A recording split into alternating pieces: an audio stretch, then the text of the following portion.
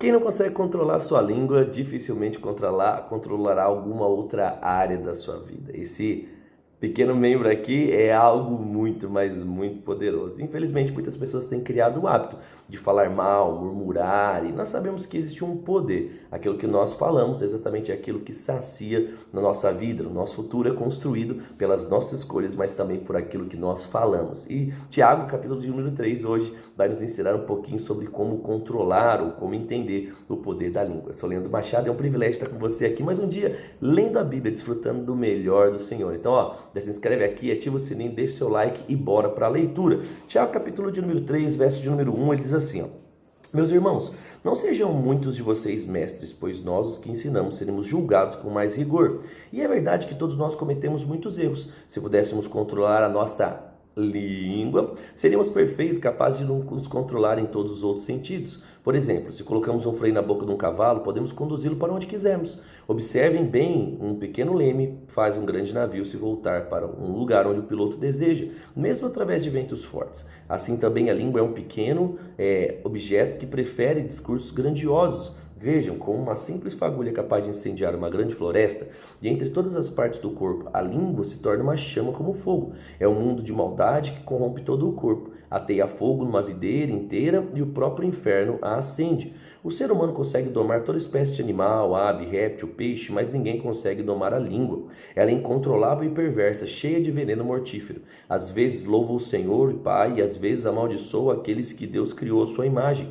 E assim, bênção e maldição saem da mesma boca. Meus irmãos, isso não está certo. Acaso, de alguma maneira, pode fluir da mesma fonte uma água doce e uma amarga? Pode uma figueira produzir azeitonas ou a videira produzir figos? Da mesma forma, não se pode tirar água doce de uma fonte salgada. Se vocês são sábios e inteligentes, demonstrem isso vivendo de forma honrosa, realizando boas obras com a humildade que vem da sabedoria. Mas em seu coração a inveja amarga e a ambição egoísta, não encubram a verdade com vanglórias e mentiras, porque essas coisas são a espécie de sabedoria que vem do alto, e tudo é terreno, mundano e demoníaco. Pois onde há inveja, ambição egoísta, também há confusão e males de todo tipo. Mas a sabedoria que vem do alto é antes de tudo pura, também é pacífica e sempre amável e disposta a ceder os outros. É cheia de misericórdia e é o fruto de boas obras, não mostra favoritismo e é sempre sincera. E aqueles que são pacificadores plantarão sementes de paz e ajuntarão uma colheita de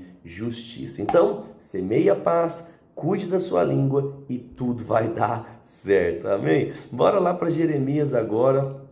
Vamos lá, Jeremias capítulo 25, né? Até eu tô quase com vontade de chorar aqui de tanta coisa ruim que a Bíblia tá falando que ia acontecer com o povo de Israel, por isso que Jeremias ficou lá lamentando, né? Bora lá, Jeremias 25 e 26, ele diz assim, Jeremias recebeu do Senhor essa mensagem para todo o povo de Judá, no 4º ano do reinado de Jeoaquim, filho de Josias, rei de Judá. Nesse mesmo ano, Nabucodonosor, rei da Babilônia, começou a reinar. Verso 2, o profeta Jeremias disse a todo o povo de Judá e a todos os habitantes de Jerusalém, durante 23 anos, desde o 13º ano do reinado de Josias, filho de Amon, rei de Judá, até hoje, o Senhor me tem dado mensagens, eu as anunciei fielmente, mas vocês não me ouviram. Repetidamente o Senhor tem enviado seus servos, profetas, mas vocês não ouviram e nem prestaram atenção. Todas as vezes a mensagem foi a mesma, abandonem seus maus caminhos e suas más ações, só assim habitarão na terra que o Senhor deu a vocês e a seus antepassados para sempre. Não provoquem minha ira ao adorar Deus, como vocês fizeram com suas próprias mãos, então eu não lhes farei mal algum. Mas se vocês não me derem ouvidos, diz o Senhor, provocarem a minha ira e adorar ídolos que vocês fizeram com as próprias mãos e trouxeram por causa disso calamidade sobre vocês. Agora o Senhor dos Exércitos diz, porque não me escutaram, reunirei todos os exércitos do norte sob o comando do meu servo Nabucodonosor, rei da Babilônia, e os trarei contra a terra e seus habitantes e contra as nações vizinhas. Destruirei vocês completamente e transformarei para sempre em ruína e objeto de horror e desprezo. Acabarei com seus cânticos alegres e seu riso, e não mais ouvirão vozes felizes de noivos e noivas. As pedras de moinho se calarão e as luzes das casas se apagarão, e essa terra inteira se transformará em desolação e ruína. Israel e as nações vizinhas servirão ao rei da Babilônia durante 70 anos. Verso 12. Então, quando terminarem os 70 anos de exílio, castigarei o rei da Babilônia por seus pecados, diz o Senhor. Transformarei a terra dos babilônicos em ruínas para sempre. Trarei sobre eles todo o terror que prometi nesse livro e todos os castigos anunciados por Jeremias contra as nações. Muitas nações e muitos grandes reis escravizarão os babilônicos, Deus, e assim como escravizaram o meu povo, irei fazer com eles. E eu os castigarei na mesma proporção de sofrimento que causarem com suas ações. Verso 15. Assim diz o Senhor, Deus de Israel: pegue na minha mão este cálice cheio de vinho, e da minha ira bebam de todas as nações a qual eu enviar. Quando beberem, ficarão cambaleando, enlouquecidas por causa das guerras que enviarei. Então peguei o cálice da ira do Senhor e fiz com que todas as nações bebessem dele, cada uma das nações, os quais o Senhor me enviou. Fui até Jerusalém, a outra cidade de Judá, e seus oficiais beberam do cálice. Hoje não passam de ruína desolada, objetivo de horror, desprezo e maldição. Dei o cálice ao faraó, rei do Egito, aos seus servos e oficiais, e a todo o seu povo, bem como aos estrangeiros que vivem naquela terra. Também dei aos reis da terra de Uz, e os reis da cidade dos filisteus de Ascalon, Gaza, Ecrom, e o que resta de Asdod. Dei o cálice também às nações de Edom, Moabe, Amon, aos reis de Tiro e a Sidom, e aos reis da região de, aos reis além da região do mar. Gente, a galera devia odiar mesmo Jeremias. O cara ainda vai lá tal, e dá para todo mundo, faz o que Deus falou, né? E acha lá que tá bebendo o negócio da hora, tá, né, trazendo a maldição para si.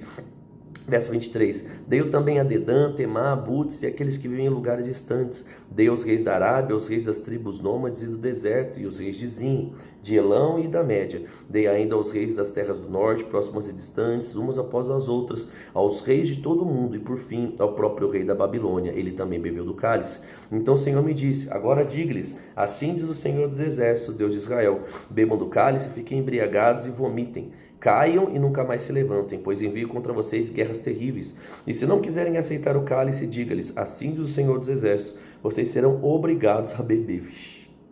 29. Comecei a castigar Jerusalém, a cidade que leva o meu nome. Acaso deixarei que escapem vocês do castigo? Não, vocês não escaparão. Trarei guerra contra todas as nações da terra, e eu, Senhor, agora digo. Agora profetize essas coisas e lhes fale. De sua santa habitação no céu, o Senhor rugirá contra a sua terra. Gritará como aqueles que pisam as uvas, gritará contra todos os habitantes da terra. O estrondo de sua voz chegará aos confins da terra, pois o Senhor apresentará sua causa contra as nações. Julgará toda a humanidade, matará o perverso com a espada. Eu, Senhor, agora falo. Assim diz o Senhor dos Exércitos: vejam, a calamidade virá sobre nação, uma após a outra. Um grande vendaval está se formando nos confins da terra, e nesse dia, aqueles que o Senhor tiver massacrado encherão a terra de uma extremidade à outra. Ninguém chorará, pois eles junto deles, pois não se ajuntará corpos para enterrá-los. Ficarão espalhados pela terra como esterco. Chorem e gemam, pastores perversos. Rolem no pó, líderes do rebanho. O dia da sua matança chegou, vocês cairão e despedaçarão como vaso frágil. Não encontrarão lugar para se esconder e não terão como escapar. Ouçam os gritos desesperados dos pastores, o lamento dos líderes do rebanho, pois o Senhor está destruindo os pastos deles. Campos tranquilos serão devastados pela ira ardente do Senhor. Como um leão forte à procura de alimento, ele saiu à sua toca. A terra de pastores ficará em ruínas por causa da espada do inimigo e da ira ardente do Senhor. Misericórdia, é o que eu não queria estar vivendo aqui esse tempo, né? Capítulo 26, verso 1. Jeremias recebeu essa mensagem do Senhor no início do reinado de Joaquim, filho de Josias, rei de Judá. Assim diz o Senhor: vá ao pátio do templo do Senhor e fale aos habitantes da cidade de Judá que vieram adorar no templo. Transmita-lhes minha mensagem completa, sem que falte uma só palavra. Talvez eles escutem e abandonem seus maus caminhos. Então voltarei atrás e não enviarei calamidade que estou prestes a derramar sobre eles por causa dos seus pecados. É disso que eu estou dizendo. Deus é sempre assim. Ele fala: vai acontecer, mas se arrepender, eu vou poupar vocês. Né? E ele diz assim no verso 4. Diga-lhes assim, diz o... Então bora, verso 4. Diga-lhes, assim diz o Senhor: se vocês não me derem ouvidos e não obedecerem a minha lei, eu lhes dei e não derem ouvidos aos meus servos e profetas, pois eu os enviei repentinamente para diverti-los, mas vocês não querem ouvir. Então destruirei o templo como destruí Siló, e o lugar onde ficava o tabernáculo. Farei de Jerusalém objeto de maldição entre todas as nações. Os sacerdotes, os profetas e todo o povo ouviram Jeremias falar na frente do templo do Senhor. Quando Jeremias terminou sua mensagem, disse tudo que o Senhor lhe havia ordenado aos sacerdotes e profetas, e todo o povo começaram a atacar e gritar. É sempre assim, meu. Quem está errado, quando ouve algo, ao invés de receber e mudar, quer atacar o outro. Né, diz: vá, vamos matá-lo. Que direito você tem de profetizar no nome do Senhor que este templo será destruído como Siló? Que história é essa que Jerusalém será destruída e desabitada? E todo o povo agora ameaçava matá-lo em frente ao templo. Quando os oficiais de Judá ouviram o que estava acontecendo, correram do palácio até o templo e sentaram para julgar a entrada da porta do templo do Senhor. E ele continua: os sacerdotes e os profetas apresentaram suas acusações aos oficiais e ao povo. Este homem deve ser condenado à morte, disseram. Vocês ouviram com seus próprios ouvidos que ele profetiza contra a cidade. Então Jeremias disse aos oficiais do povo: o Senhor me enviou para profetizar contra este templo, essa cidade. O Senhor me deu cada palavra que vos falei. Se contudo vocês deixarem de pecar e começarem a obedecer o Senhor, seu Deus, ele voltará atrás e não enviará a calamidade que anunciou contra vocês. Quanto a mim, estou em suas mãos. Façam comigo o que lhe parecer melhor. Se me matarem, porém, saibam que derramarão sangue inocente. Vocês e essa cidade, cada um de seus habitantes, serão responsabilizados por isso, pois é verdade que o Senhor me enviou para dizer cada palavra que vocês ouviram. Então os oficiais e o povo disseram aos sacerdotes e aos profetas: este homem não merece sentença de morte, pois nos falou em nome do Senhor nosso Deus.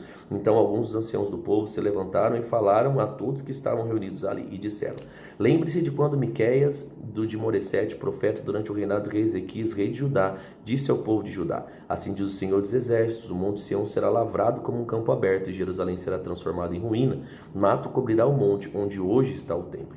Acaso o rei Ezequias e o povo mataram porque ele disse isso? Não, mas temeram o Senhor e suplicaram por misericórdia. Então o Senhor voltou atrás e não enviou a calamidade que havia pronunciado contra eles. Estamos prestes a fazer grande mal a nós mesmos. Urias, filho de Semaías, de Kiriat-Jearim, também profetizava nessa época em nome do Senhor. Como Jeremias previu, a mesma calamidade sobre a cidade e a nação. Quando o rei Joaquim e os comandantes do exército, os oficiais, ouviram Urias, aquilo que ele disse, o rei planejou matá-lo. Urias, porém, soube do plano e com medo fugiu para o Egito. Então o rei Joaquim enviou Eunatã, filho de Aquibor, e outros homens ao Egito para capturar Urias. Eles o prenderam e levaram de volta ao rei Joaquim. O rei matou Urias com sua espada e mandou sepultá-lo numa vala comum. Apesar disso, Aicã, filho de Aifã, protegeu Jeremias e convenceu o tribunal de não entregar a multidão para ser morto. Então olha aqui a galera, sangue no olho mesmo, querendo matar. Misericórdia, né? Que a gente não seja assim, né? Que quando nós ouvimos de fato admoestações, nós venhamos nos arrepender e mudar para desfrutar no melhor do Senhor. Bora lá para Salmos agora 131. Vamos ver aqui, estamos indo já quase para o finalmente de Salmos, né? Bora lá, Salmo 131 diz: o Senhor, meu coração não é orgulhoso, os meus olhos não são arrogantes. Não me envolvo com questões grandiosas ou maravilhosas demais para a minha compreensão. Pelo contrário, acalmei e aquietei a minha alma como uma criança desmamada que não chora mais pelo leite da mãe. Sim, minha alma dentro de mim é como uma criança desmamada. Ó Israel, ponha sua esperança no Senhor, agora e para sempre. Então não seja arrogante, confie no Senhor, fale mesmo aquilo que você tem que falar, mesmo que pressões e perseguições venham. Como o Tiago lá mesmo disse, cuide da sua língua para que a coisa seja bem sucedida. E aí, qual foi a parte que você mais foi edificado hoje? Foi a leitura de Salmos, Jeremias ou foi Tiago? Capítulo de número 3. Escreve aqui embaixo para mim, para eu saber. Bora, vamos orar? Pai, te agradeço pelo dia de hoje, obrigado porque mais uma vez o Senhor tem cuidado mesmo das nossas vidas. Eu oro para que nós não sejamos como esse povo rebelde, que nós venhamos, Pai, ouvir a Tua Palavra, guardar a Tua Palavra, que nós venhamos fazer escolhas acertadas e assim tornar o Seu nome conhecido. Eu te agradeço por tudo que o Senhor tem feito mesmo, Pai, e ainda vai fazer. Declaramos saúde, portas abertas, casamentos melhores, que tudo que o Senhor pode fazer, Pai, aconteça na vida de cada um dos meus irmãos e na minha também. No nome de Jesus, amém. Amém? Deixa o like nesse vídeo, segue na rede social, corre no Instagram ou Leandro Machado, conteúdo todo dia para edificar a sua vida. Um grande abraço e até amanhã. Tchau, tchau.